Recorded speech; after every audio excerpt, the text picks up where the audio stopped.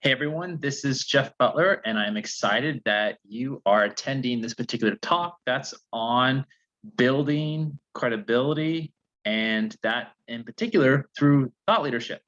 And so today what I'd like to do is share a little bit about my background and show you sort of like an insider's view in terms of how do you actually build a brand through thought leadership effectively. Maybe you're on a shoestring budget, or maybe that you are already an established company and you're trying to say take it to the next level, whatever it may be. From my background, as you'll find out, I have quite a bit of experience at this and I live it out every day. So with that said, it's always kind of fun doing it this way, but let me share my screen with you and have the slides. Okay, and there we go. Perfect. Okay, so building brand credibility through thought leadership. So this right here is quite a pretty big topic nowadays, especially with, let's say, personal brands or companies that are trying to become more authentic.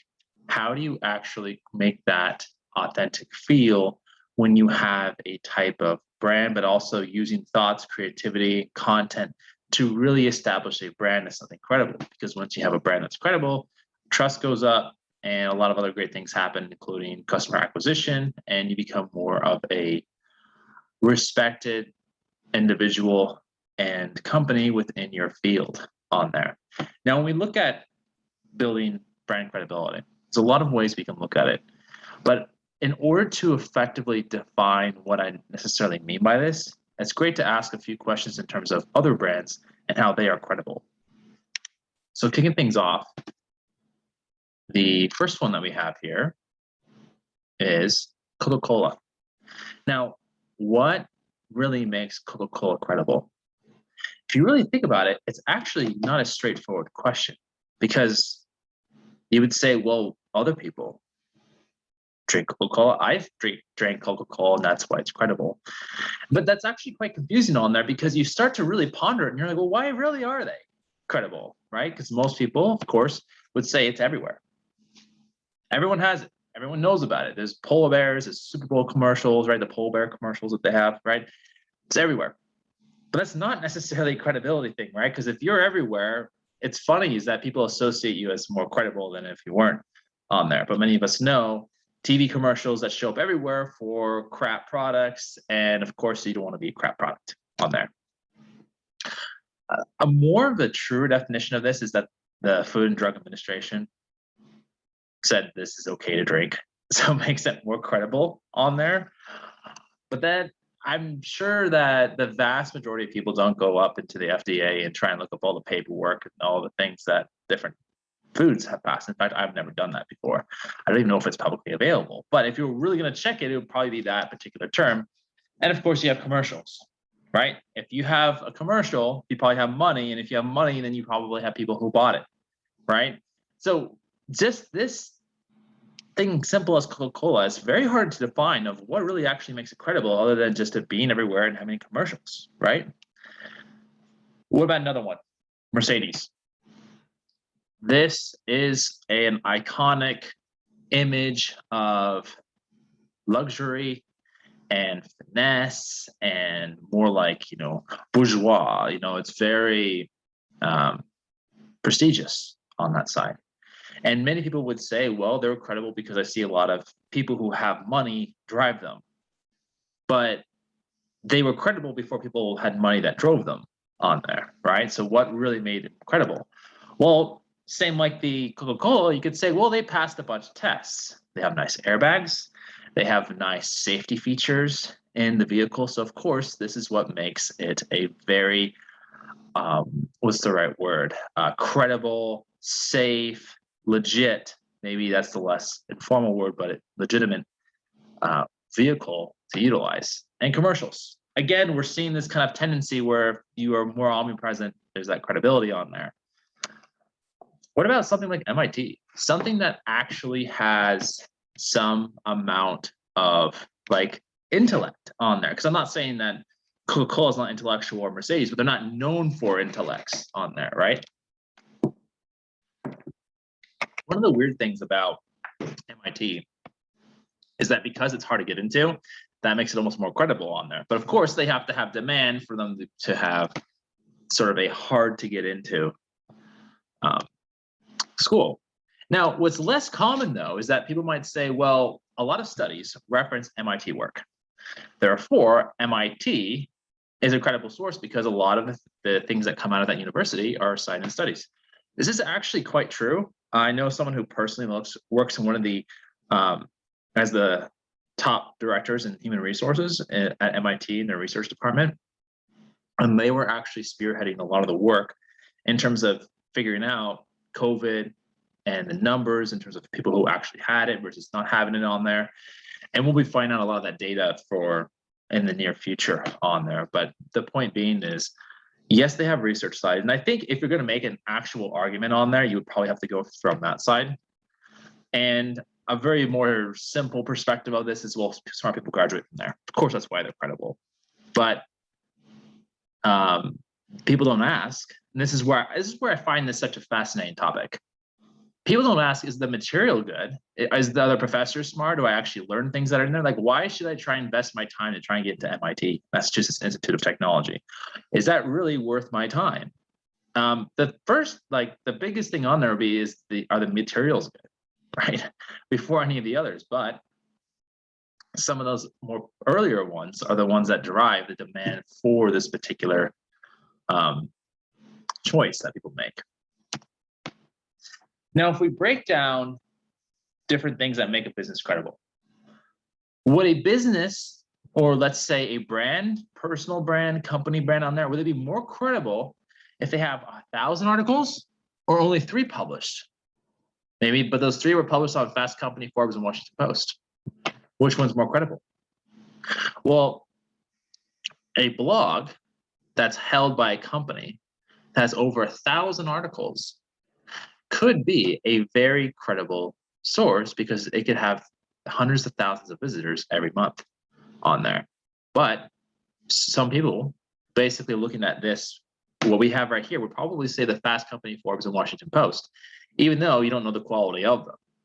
But people would say, oh, that person's more credible for having that brand association, which we will talk about later. So it's actually a pretty interesting point on there. Second is, what would you find more credible? If a person has a PhD or they spoke on TED. If you don't know what TED is, it's technology, education, and design on there. And entertainment and design on there, education. I should know this because I spoke on TEDx on there, but I believe it's technology, education, and design on there.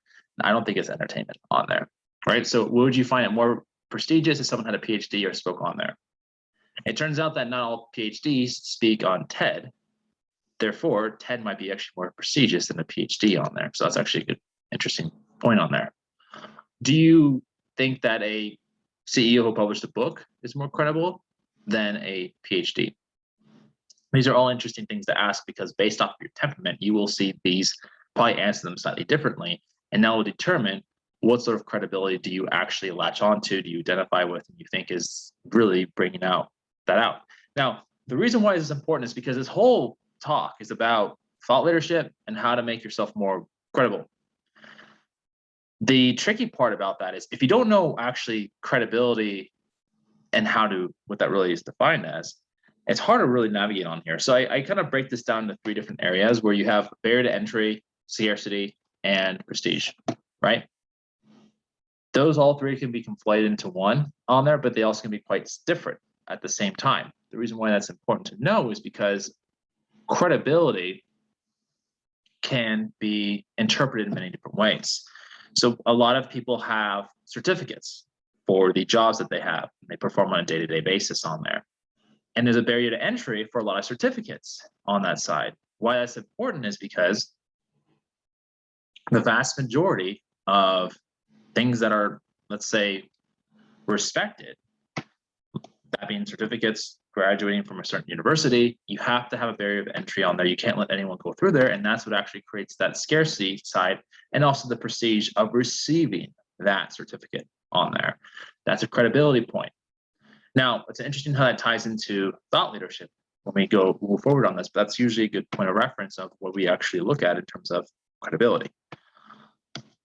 Now, you may be wondering, like, in terms of my background, what do I know about credibility? Well, I stumbled upon this in a weird way. My first company that I built was in early 20s. I was in Silicon Valley for most of my life and graduated with a computer science degree. Fell in love with the art of creating content, doing organizational psychology research on there, and sharing that information. So within a short time of discovering something called Toastmasters, a place where you can publicly speak, and sort of like a group of people who are other professionals that you go there and practice, I fell in love with the craft. And within 4 months, I set a goal of being on TEDx. Got on there, and TEDx is perceived as a very like a prestigious brand because many people try to apply and don't speak there. And from this particular point of my journey, that started to launch the rest of my career on there, because now that I had TEDx under my name, I started going to different companies and speaking there, like Google, LinkedIn, Amazon, and a lot of those big name companies that a lot of people strive to work at, or at least people have respect if they are seen to have some sort of affiliation with that company on there. And now, as you can see, the snowball is starting to grow. And by 30 years old, I had around 200 events where I was speaking at. This one is in Texas on here with about 2,500 individuals in the field of education. So there's either students who are in college or the actual faculty of those colleges. And the reason why this is important to point out here is because the primary principle of what I'm doing here is sharing an idea, a thought, right? Lean an audience in it. And just from the default of the presence, the credibility is then implied on there. And that whole journey of what I was going through, which is essentially you're like a sole proprietor who shares information, does research around the world, is a whole game of thought leadership and building more credibility. Because if you have more credibility, that starts to build onto the brand and makes it easier on there. So for my career, a lot of my focus was around building that brand on there. The cool thing is that whenever I talk to a small business owner, like them to add more credibility to their brand is super straightforward, because that's a lot of what I do and people in my space are very attuned to, is how do you actually take, say, a very standard, ordinary person or product and make it really stand out on there. Now, the fantastic thing that I find about this, is probably which was implied by my story on there, is barriers to entry on building credibility there are not. You don't have to go to a certain, like, if you want to go to a university and you consider that as like the way to build credibility, you can on there. But in terms of like ground zero credibility, you don't need any in terms of how to get started, right? It's not like there's some magical wizard who decides who becomes a thought leader in a space and doesn't. That's up to you on there, and your ability and skill in terms of, and also persistence of how long you want to stick to it. For instance, let's say, and this is the most common approach, this was pretty popular in the early 2000s, still today, but not as prevalent as it was in the before, simply because there are so many blogs now. And that is, if you had a blog for your company and you're writing questions about what is worth people to look at, what people are think is not worth people to look at, and sort of educating your audience, that will get some traffic, but it might not necessarily boost things like domain authority and how high you rank in Google. There's things like Help a Reporter Out, where reporters essentially submit inquiries to the general public. If you subscribe to the newsletter, and you will be able to write an answer to those inquiries. If you reply to enough of them, people will start to feature you. I've gotten on Fast Company that way. I got on Business Insider that way. I had a friend who got featured on ABC for that. So those sort of big brand names that a lot of small companies try and go for, I was literally just applying there. It's like, yeah, I had a little bio in there or something like that, but it wasn't anything robust. I was a sole proprietor. But the individual took the quote, had my name, and linked to my site. That added huge credibility, because I can say I'm featured here, I can be featured there, gone on Forbes that way too. So That's what I mean by barriers to entry. It's not like you have to sit around a media room or like pitching, like it's way easier than it was before on there. Another one is simply like, this is my wheelhouse on here, but I'm trying to also paint variety in other places, but this is sort of my lane. Speaking at events. It's one of the easiest ways of appearing credible on there. And it's kind of a weird thing because now as someone who does a lot of speaking on stages, I sometimes am very skeptical of people who do speak on stages because I know sort of the matter of like, there's tons of smart people who do, but I also know that that's not the end all be all, but the perceptive value is often people don't even question. And not saying some people do, but not like people often don't question the person who's on stage because that person had to go through something to be out there, and that is credibility from itself. And also too with COVID, which is a huge plus on that front, virtual events make it possible that you can apply to any conference anywhere, just like this one. And I don't have to go to Canada. I'm right now located in Texas. I used to live near Massachusetts, and I used to give, I was actually in Toronto, and I was giving a talk to the people who do landscaping there all across the Ontario area. And I told them, oh yeah, all you guys are boring because you guys stay indoors all day. And the crowd just got so mad. And I was like, wait, I'm in Boston. So we're like literally Ontario and Boston, or Toronto and Boston, like the same level in terms of like how far they are away from the equator on there. So I'm like, I get my 70 days too on there, but it was pretty fun to bag on that a little bit just to see how mad people get on that side. And last but not least are books. Traditionally, you used to have to send let's say a draft of your book and a whole business plan to a bunch of traditional publishers. Now you can self-publish. And then weirdly enough too, is I actually was contacted by a traditional publisher that if you are into reading books, I'm sure you probably, I'm not going to say which publisher, but you probably have read many books by this particular publisher. And I turned them down.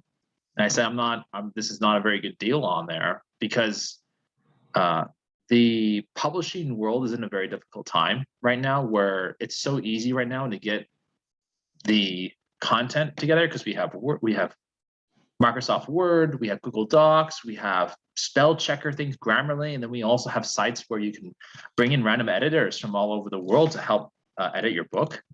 And then you have editing software that you can format your entire book. And then you also have like publishing platforms. It's so easy. Books had a huge credibility boost. But my point being is that barrier is so much lower. In fact, I would consider it none at this point because you don't have to go through a traditional publisher to get a book out there. So when the credibility starts to build, and this is something that I saw from the start of my career to where I am now on there, is that outreach is so much easier. Like if you're going to go for either like a personal mentor, like let's say you have a larger company, you're trying to go for a board of directors, or maybe you want to know another CEO or director or somebody who's like a little further up than you. The more credibility you have, the further you can reach up, and it's pretty powerful on there. In fact, I've met some people who have substantially more experience than me, but they can see, oh, here's all this credibility and experience. They really latched onto it. However, I could have had a ton of experience, but not have been able to garner that attention as easily. Client acquisition definitely becomes easier on there. As I mentioned before, you can have a ton of experience, but not unless you actually showcase it effectively would it really count. And of course, your market scope increases. If people see that you are a thought leader in a particular space, and let's say you deal with plumbing, you're like the go-to plumbing person, they're going to ask you something about electricians or like how do you put tile in a bathroom. Like there was something horizontal in a horizontal field that they'll start asking about, and it leads to gradual expansion on that side. Now, the thing is that with the whole term of thought leader, I absolutely detest. Like I hate the word thought leader because it implies this. It implies that people are being led by your ideas. Like you're in a field and you're in charge of all the cattle that are there, and you're just basically telling them what to do. I totally don't believe that. I think that people are very smart, and if they will not often say what's on their mind a lot of the time, but they'll read certain things and they'll ponder about it, and they'll have something to say, but very often people don't. I often get frustrated by this because a lot of influencers and quote unquote thought leaders will say, oh, here's my brilliant ideas and I'm a thought leader. It's like, are you really a thought leader though? Like, are people really just following you around looking for leaning on your every last word on there? Like, I don't think there's anyone truly of that definition. I think it's a very pretentious thing to do. So I usually say that the whole job of someone who's quote unquote a thought leader or falls into that term of societal, how we put it in terms of the business world, is someone who at least offers ideas to help people where they want to go. I think that's pretty straightforward, but that's basically what you're doing. Like, you're below your audience on there because you have to look in terms of what do they need most help with, and then serve them with that information to help them on wherever they're headed, because they don't necessarily care about you. They care about the ideas that you represent on there and the ideas that you're helping them achieve. Like, whatever those ideas can help them go to, that's what they're interested in, not you. And that's a big thing in terms of when you develop credibility in the space. Like, let's say you get featured in Wall Street Journal, like front page. That's great, but people don't care about you that you're featured on there. They more care about the actual ideas that you're offering them when it comes to the audience. And the fascinating thing about this, and this is maybe a little bit more of a deeper level point, when you have thought leadership, if you want to reach a larger audience, chances are you have to dumb down your ideas more. Like, let's say you're an insurance agent, right? And your job is to sell life insurance. There are certain things that you can talk to other people in your field about that someone who's entering the field, you cannot, because it's maybe too complex. Like, how do you handle this particular objection on a call? That's a very niche thing to talk about. But the point is that as if you dub it down and say, here's a great way of earning a lot of money, and a lot of your topics are on that, and this is the insurance world, et cetera, that can reach a larger audience. So typically when you have your more niche ideas reach a more niche audience. Really important thing. And this is also one of the reasons why a lot of people who are very famous in terms of thought leadership don't necessarily cover things at very great depth on there, because a lot of their ideas are lower. One good example of this is Gary Vaynerchuk. I'm not saying that he's not as successful. He's extremely successful in what he does, and he's masterful at social media and branding, et cetera. Though a lot of his ideas tend to be very high level, be positive. Here's how you work with customers, and here's how you organize yourself as a leader. But it's not going into say, here's how we take organizational change when we have a negative cash flow of the third quarter of a year's case study. Like, that's not necessarily his niche on there. He deals with more higher level topics on there. So don't be afraid to dive lower into a topic, but just know that will lead to a niche audience. Now, when you have the whole world of thought leadership, I like to break it down in two different forms. In person, so you're either delivering some sort of idea or thought in the person setting, or in the digital world. Digital world being social media, through blogs, through email newsletters, through any sort of digital form that people can read, and it will impact their lives in some way on there. So we're going to break down the left side, like right side, people talk about all the time. I'll touch a little bit on the right side, the digital, but I more want to focus on in person because that is my wheelhouse on there. But more importantly, that not as many people talk about if you go in person. I think too, with the pandemic, that people are now understanding the power of being in person. There's a huge benefit to it. And fortunately, we're being reminded of it all the time during COVID. And I've actually had 5 in-person events last month on there, and people were overwhelmingly joyful to be in person. I think there's a lot to be said by that will not go away with human nature. So the thing that you have to know about either medium you choose is that you need to know how to write, like straight up, because thoughts, like being able to write is organizing your thoughts on the paper or organizing your thoughts into some medium, whether it's digitally or on paper or just auditorily on there. So one of the greatest things to help you work with this, if you're not, let's say, a very profound writer, is you could simply learn how to start journaling. Start journaling daily to organize your thoughts about what's going on and putting it on paper.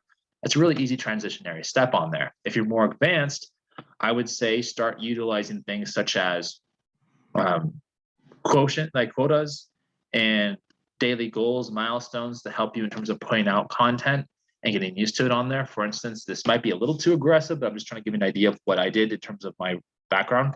I currently have a blog. I haven't had anything too much in past 2 years, and it still gets around 10,000 daily, or not 10,000 daily. That would be really amazing.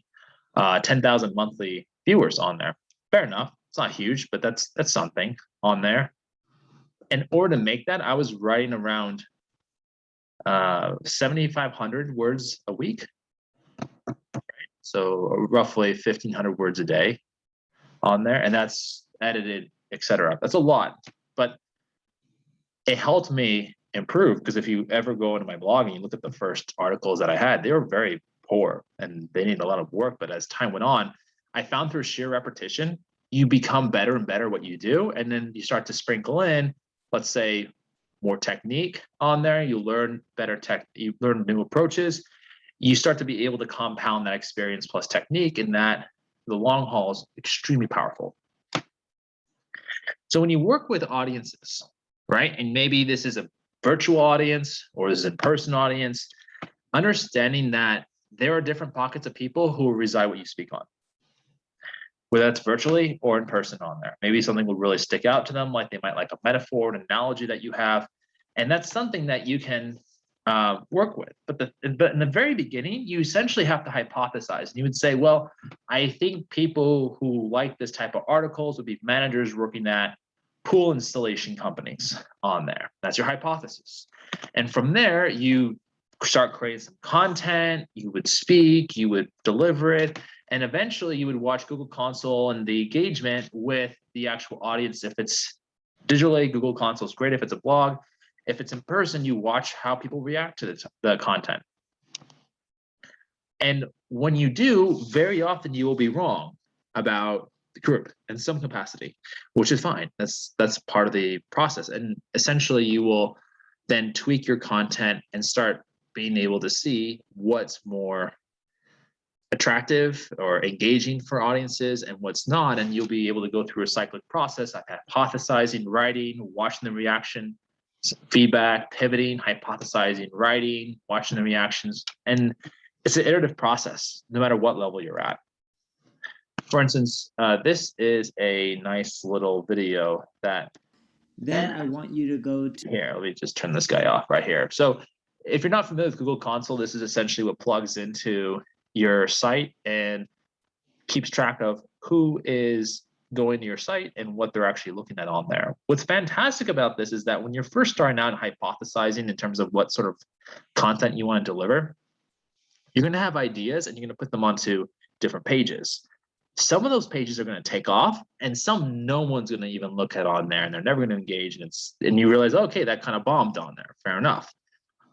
The cool thing is that through using tools like this, you can see how many people went, how long people stayed on the site, and also what people are actually searching to get to your site. Now, the cool thing about the searching part is you will start to unravel like what people are really interested in, like what really engages individuals. Like so many times you start off with an idea for content and something in thought leadership, and you bring it to the audience, and 9 times out of 10 doesn't work. But that one that does work, you work off of that and you start expanding that, and then you start to understand what your audience likes, and it becomes easier and easier and easier for your content in the future.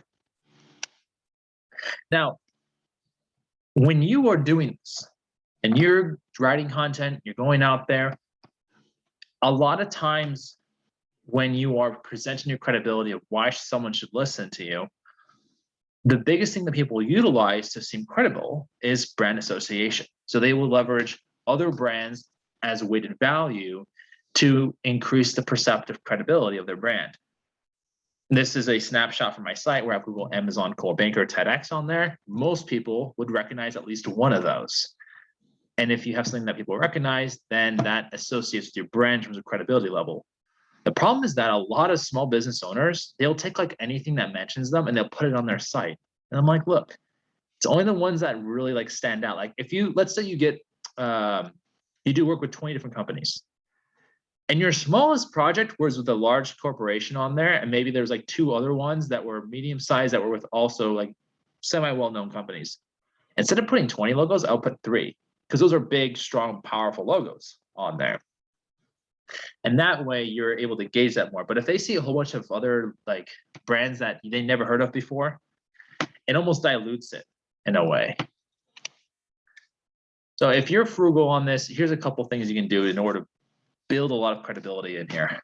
One thing, and this is something I implemented, I've seen a lot of other people do this, in order to get, say, larger brands on the sites on there, I would, for the in-person side of things, I would do lunch and learns. I would leverage my network on LinkedIn. I would connect with people who work at some of those companies, and I would say, hey, you're X, Y, and Z. How's it going? Hey, could I'm working on some content for a conference on there. Could I share it with you guys during a lunch and learn? Here's a couple of the topic ideas I have. And go back and forth, and you eventually, be able to speak at some of those places. And when you go there, now you're able to be on site. You can take a picture. Oh, I'm going to the campus here. You go in front of the employees. You talk about it on there. And the end goal is not to get business from it, but it's just an easy way to say, hey, I spoke with this particular type of company on there, right?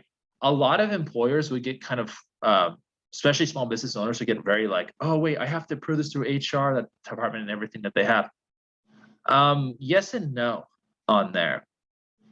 What I found is the vast majority of companies that have logos on their sites don't have it verified by the actual source. I would say keep good integrity. And if you ever address an audience, you ever work with someone from that company on there, more in a formal sense, like if you're actually going less than, oh, I helped someone put some, backpacks on a train, that's not as formal as you would like on there. So my point being is, you can put that on there. It's okay. And then if you know what, if they come after you, and this is worst case scenario, it's never happened to me, but they say, hey, you're not allowed to put our logos on there, then just take it off on there. But if you have actual proof of you speaking there, or you addressing people from that place, I think I'll just go ahead and do it.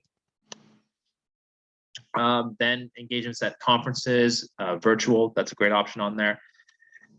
And over time, what you can do too is that I mentioned Hero, help a reporter out. As more places reference your content on there, you can say, hey, we've been featured by this particular media outlet. Like I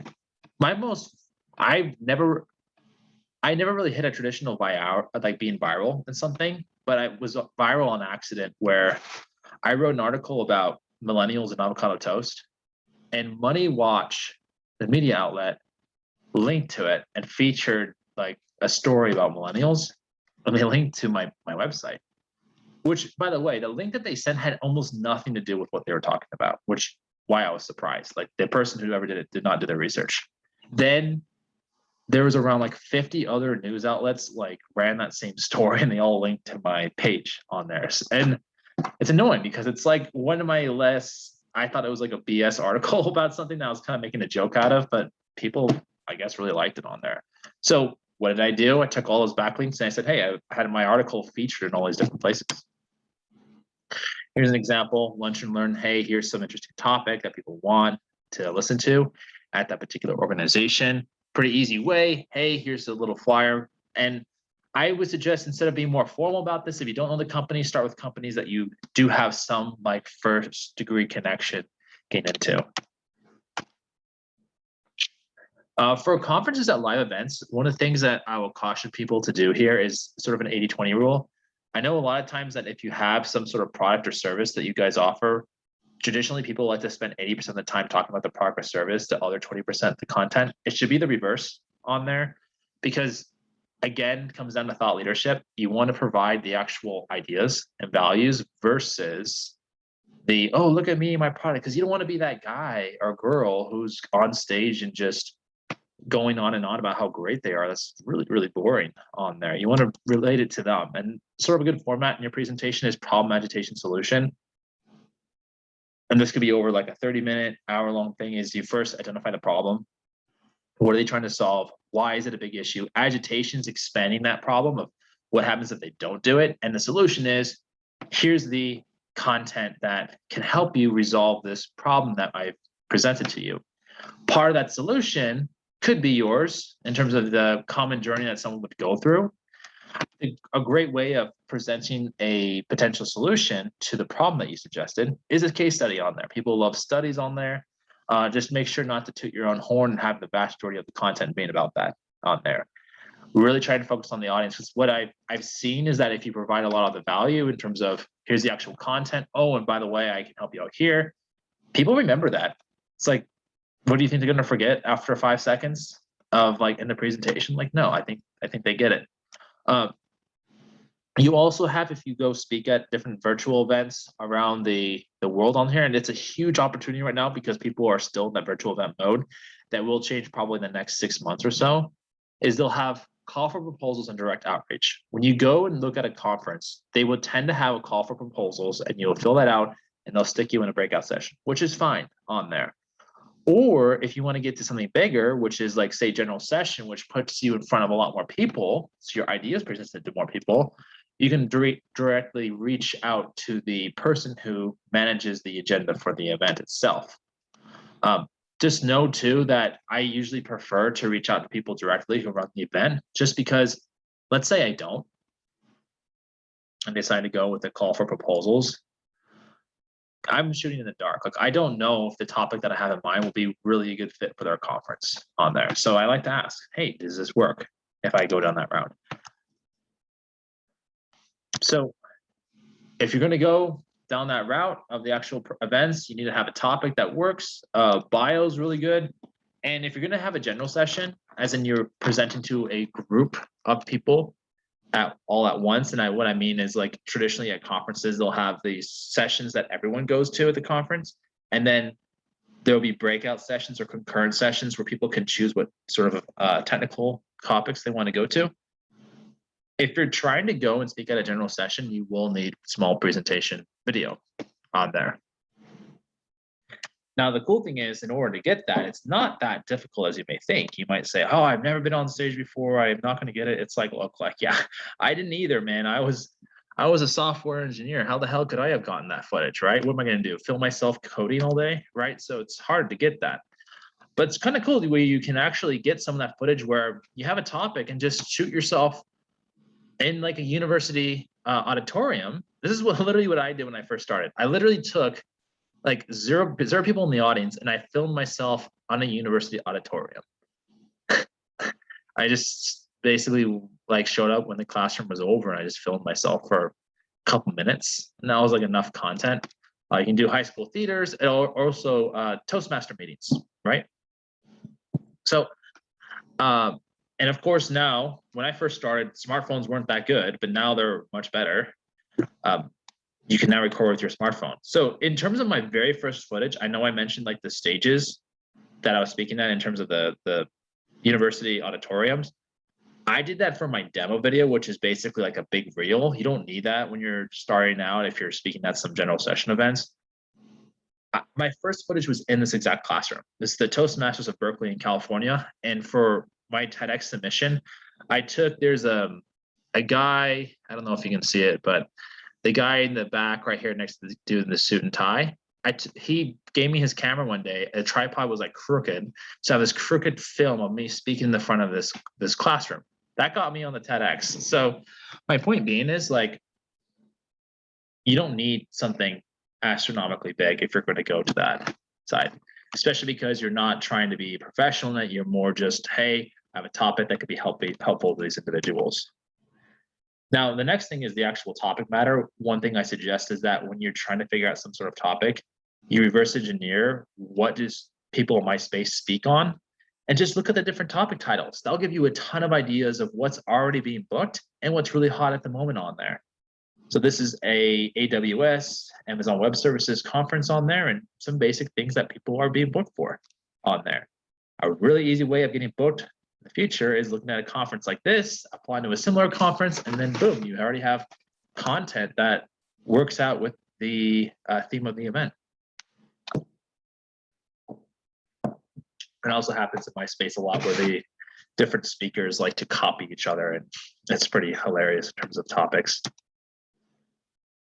So yes, being on stages, there is the subconscious credibility because there's prestige, scarcity, and there's a vetting process, right? Not everyone can go on stage. There's a group of people who are just listening on there. And there is a side of it being psychologically difficult. So it has this sort of prestige factor to it that's worth leveraging because you are going on stage and going through the whole process. Now, in terms of what people can find the events itself, as someone who started off speaking, I found it very difficult to find a lot of events that actually were looking for speakers. Here's my sort of the 80-20 side of it. I actually built an entire database for people like yourself, or let's say professional speakers, or maybe they're consultants, founders, and they're like, hey, I want to get on some stages. I have this database online, TrinityFix.com. You can go ahead and check it out, where a lot of that information will be there. If you don't go with that option, you can go ahead and Google around events.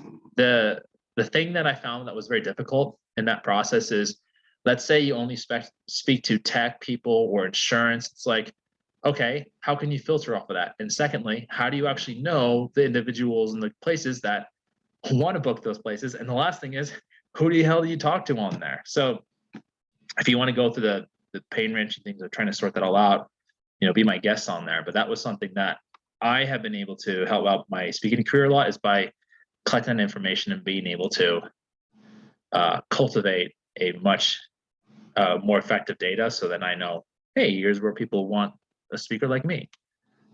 Now, when you do your homework and you're able to find a good topic, do a little homework on there, you can get that main stage shot on there, if you're into that, at least. But I guess for the people who aren't necessarily like, I have a message to share with the world type individuals, it's more of just, you can talk to more people of your general ideal demographic, right? Getting your company message, your product, services in front of more people on there.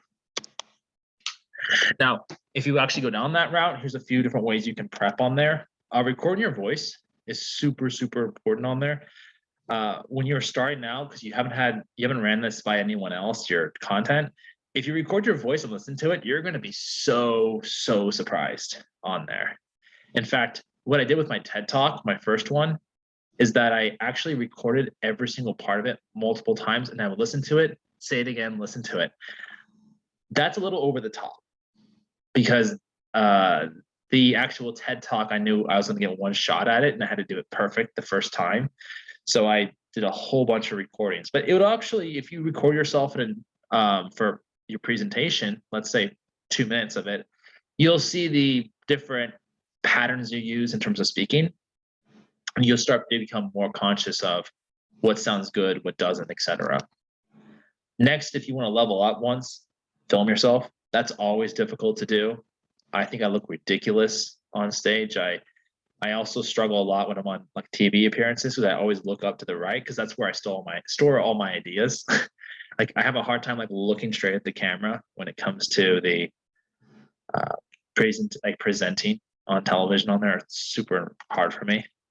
So those are two different things you can do. And last is, you need to test your content out there. Like, don't just write something down and say it will be good. Like, no. You need to run it by people. And especially if you're new, please, like friends, family, spouse. I also suggest Toastmasters on there. And I mean this more from like, if you're not familiar with it, it's a nonprofit where people, like professionals, will get into a room. They'll talk about, it's a very structured meeting, and they'll publicly speak in that meeting. Everyone's going through it. So no one can really like tear each other a new one in there, because it's like everyone has to go through the same gauntlet. And it's one of the most supportive places you can find for like creating that art. But more importantly, this is what I started to use it for in the future, is that it's a great place to test content. Like, what if you have a joke that you think is really funny? Does it work? Go to a meeting, see if it really makes people laugh or whatnot. The thing is that just like a presentation, things like stand-up comedy is a form of presenting, just like you would present like a thought leader on there. But the stand-up comedy has been tested so many times.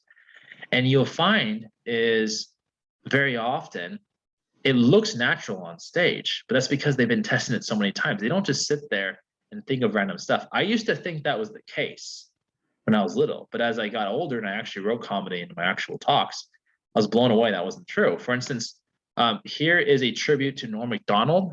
He actually passed away last week. I'm a huge fan. He's one of the more famous Canadian comedians out there. So here we go. Hey, thanks a lot there. Thanks. Thank you. Well, thanks. Good to be here, and I'm feeling good and everything. I had a rough day today, though. I bit my tongue. You ever do that? And I got a big purpley thing on the side of my tongue there, and hurts like a bastard, you know. And it's embarrassing biting your tongue there, because you just, you're walking down the street there, minding your own business, you're just, doodly doo, doodly doo. Oh! Then you bit your tongue, you got this bit tongue going there, and everybody looking at you, and man, that's bad. People go, hey, what's the matter there? What happened to you? You go, ah. They go, what, you bite your tongue? No, it's my uncle died. But I was thinking about it today, actually. I'm surprised. So that intro might have seemed like he just thought of it at the top of his head, and that's the point. He's tested that before. He's done it before, and it's, oh my gosh, I didn't know he had those shoes on. That's so ridiculous. But the point is that testing the content is okay. And a lot of my presentations I would have done dozens of times when I get on stage and people are like, wow, that was really good. It's like, no, you don't get it. Like, it wasn't good, but I did it so many times that you start being able to see the patterns and get more comfortable with the flow of it. So when you start to become more credible over time, there's a few different things you can do to show that credibility of your thought leadership.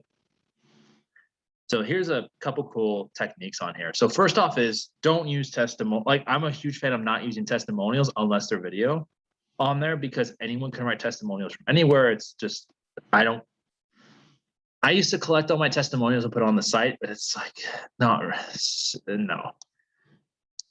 And I think once you've actually collected testimonials, you'll realize like it doesn't really hold any weight unless it's a video one.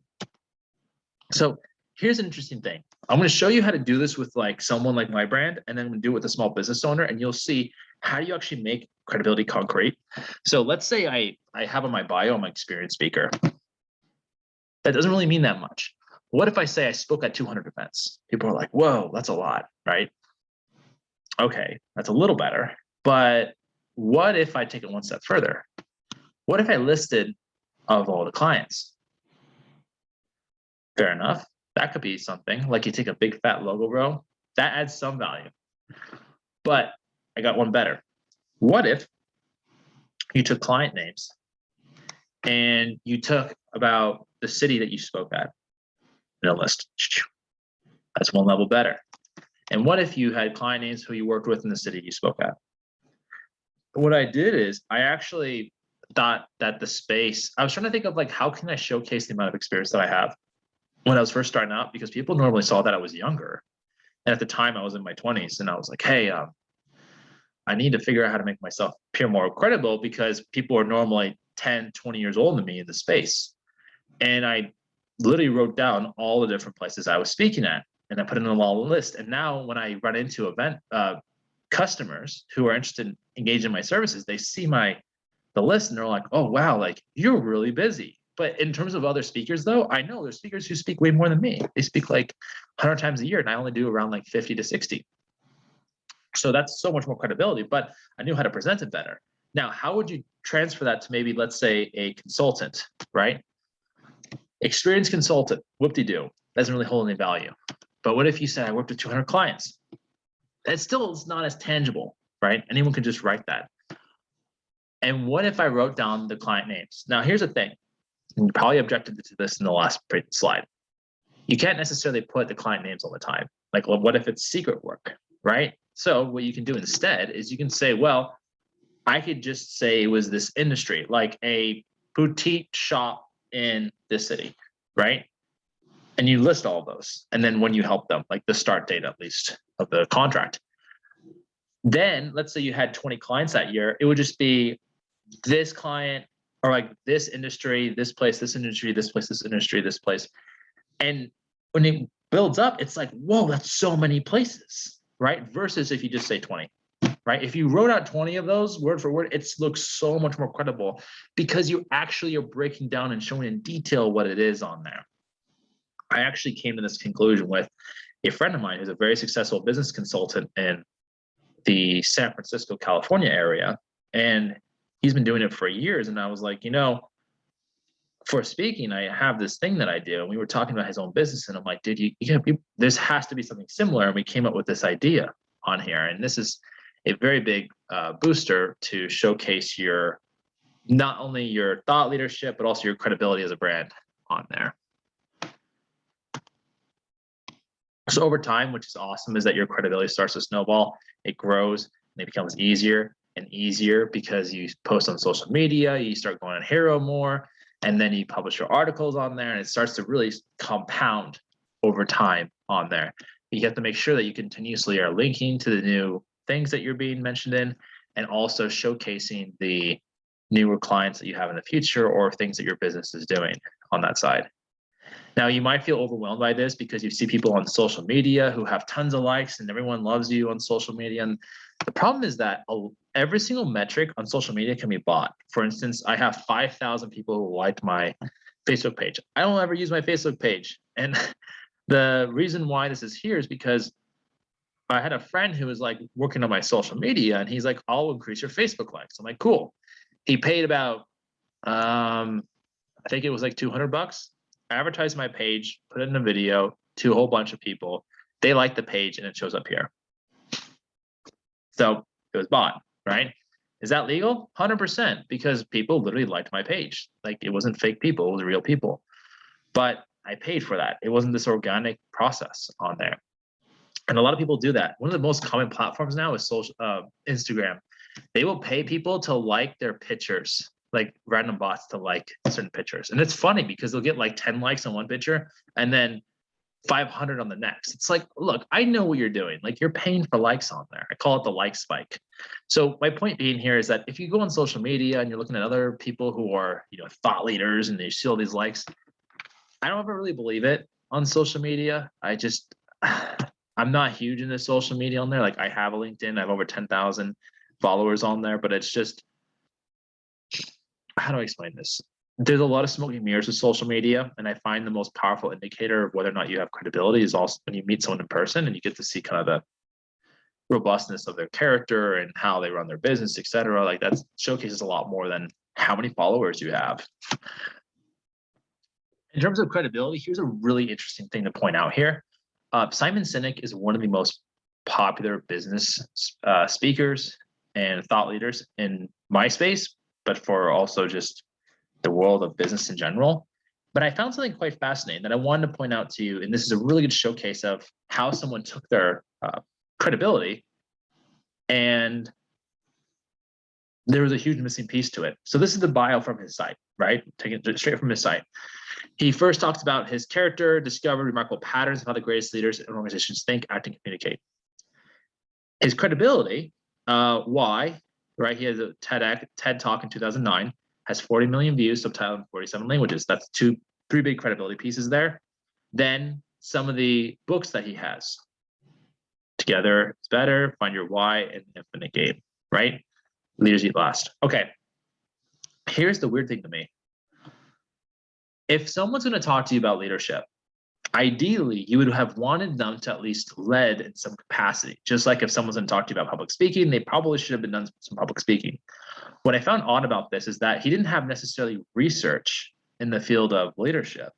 And he didn't necessarily lead a company on there. Like if a Navy SEAL comes up to me and says, you're not a very good leader, here's how you become a good leader, I'm listening because I know maybe if they were a platoon leader, they had a lot of experience. But if someone comes to me and says you should do this as a leader, but they've never led before, or at least I can't see here like that credibility factor other than just being a researcher, it's very hard to get behind what they're saying on there. But there was so much credibility as his thought leadership around it that people didn't even ask. And I thought that was quite interesting. And I think that's very similar to CocaCola and the other brands that we have is people don't really ask that question of like, why is this credible on there? So I'd like to leave you with one last thought. And this is touching more of the digital space of writing. Marcus Sheldon, you got to check this guy out. If he understands in terms of a business, in terms of how businesses can build thought leadership in the space, and basically he had a simple concept of they ask, you answer. He had a pool service and supplies company. 2008 rolled around, economy crashed. He almost lost his business. He started writing articles about how to purchase pools, what's expensive, how much things cost. And that content, one of the articles got $3 million in sales on there. And someone was listening to his talk. And by the way, that's his book, They Ask You Answer, very solid book. I highly recommend it. That someone from the New York Times actually wrote an article about this guy and featured him on the front page of the small business section. The reason why this is impactful is that whenever you write content as maybe you're a thought leader and speaking to person, or even just writing as a brand, the thing is that your customers have questions. And if you can answer those questions through content, people will really resonate with your brand. They'll build trust. They'll follow you. It's a very powerful principle on there. These are all different things that people normally don't talk about, but if you include them on your the blog or the content that you produce, thoughts as a company, right? It will build engagement. In fact, as someone who reads a lot about this stuff and also likes to try things out, this is back in 2018 when I barely got any traffic for my blog on there, and I heard of this idea, which was right here. And this is in 1 month, yeah, you can see the amount of growth that took place on there. Like that's just 6 months, and you can see it's 5x impressions, 2x click in just a month on there, but it's way, way, way more in the future on there. So kept increasing over time. The point being is, I know these tactics work on here in terms of building the thought leadership. I talked a lot about credibility in this talk as well, but these are some things that you can implement as well in order to build your company and appear stronger credibility and make it a hell of a lot easier to build customers and do it so in an authentic way. And that is building brand credibility through thought leadership. Hope you enjoyed it.